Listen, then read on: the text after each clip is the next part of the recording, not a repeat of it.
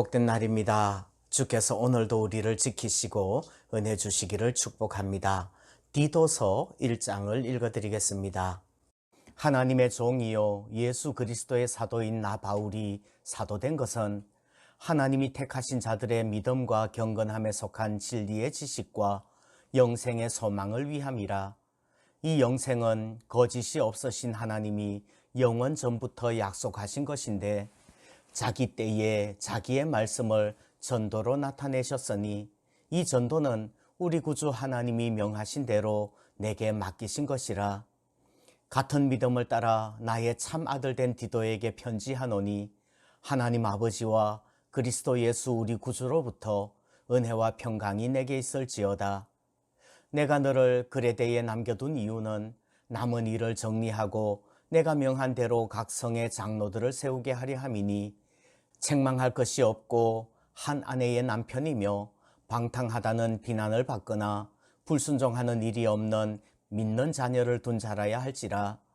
감독은 하나님의 청지기로서 책망할 것이 없고 제 고집대로 하지 아니하며 급히 분내지 아니하며 술을 즐기지 아니하며 구타하지 아니하며 더러운 이득을 탐하지 아니하며 오직 나그네를 대접하며 선행을 좋아하며 신중하며 의로우며 거룩하며 절제하며 믿음 말씀의 가르침을 그대로 지켜야 하리니 이는 능히 바른 교훈으로 권면하고 거슬러 말하는 자들을 책망하게 하려 함이라.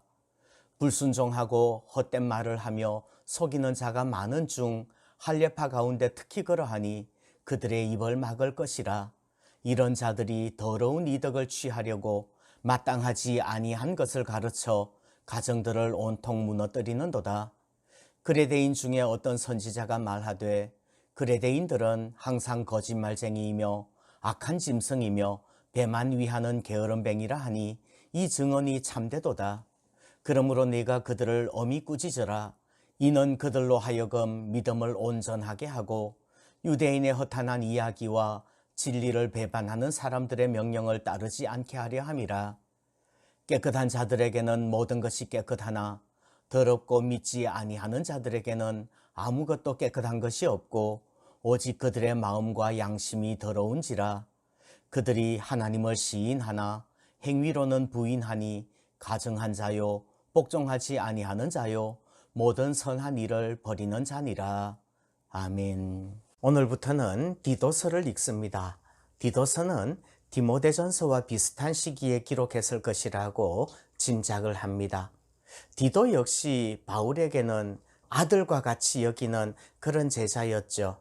4절에 보면 같은 믿음을 따라 나의 참 아들 된 디도에게 편지하노니 말씀을 합니다. 바울이 로마에서 1차 투옥을 마치고 나와서 잠시 전도 여행을 하는 동안 그레데 섬에서 교회를 개척하고 거기 디도를 목회자로 남겨두고 로마로 돌아갔습니다. 그래서 5절 말씀처럼 내가 너를 그레데에 남겨둔 이유는 남은 일을 정리하고 내가 명한 대로 각 성에 장로들을 세우게 하려 함이니 말씀을 합니다.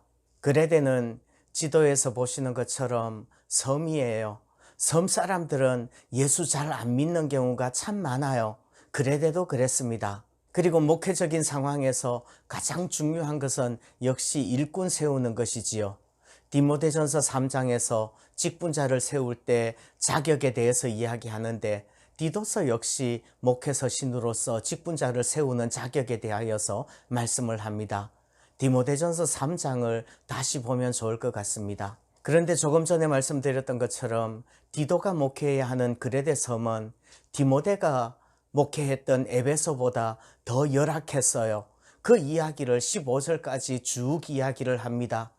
그리고 나서 16절에서 그레데 사람들의 전체적인 모습을 보여줍니다. 그레데 사람들은 하나님을 시인하지만 행위로는 부인하는 사람들이라고 말을 합니다.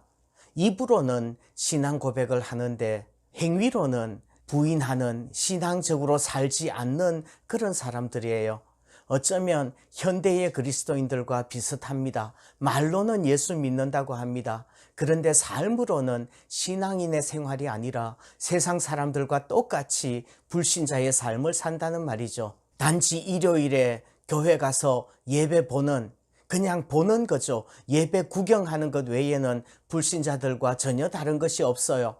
기도를 한다고 하지만 무당이 당나무 아래에서 손을 비비는 것과 다름없이 기도하는 것 아니냐는 말이죠. 이런 사람을 실천적 무신론자라고 합니다. 실천적 무신론자는 어떤 사람들인가요? 첫 번째, 실천적 무신론자는 가증한 사람이죠. 거짓말쟁이라는 말이에요. 자기 자신을 속이는 사람입니다.